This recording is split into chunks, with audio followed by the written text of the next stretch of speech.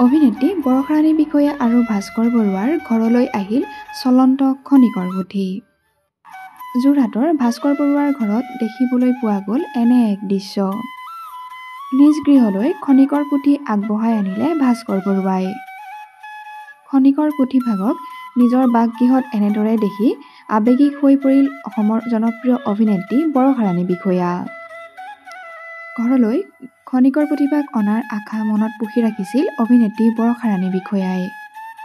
অৱশেষত সেই আশা পূৰণ হ'ল অভিনেত্ৰী বৰষাৰাণী বিষয়াৰ। পৰিয়ালৰ লোক আৰু আত্মীয় স্বজনৰ সৈতে এনেদৰেই আদৰি আনিলে খনিকৰ পুথিভাগক। পৰিয়ালৰ লোকৰ সৈতে যোৰহাটৰ বাসগৃহত এনেদৰে দেখিবলৈ পোৱা গ'ল অভিনেত্ৰী বৰষাৰাণী বিষয়াক।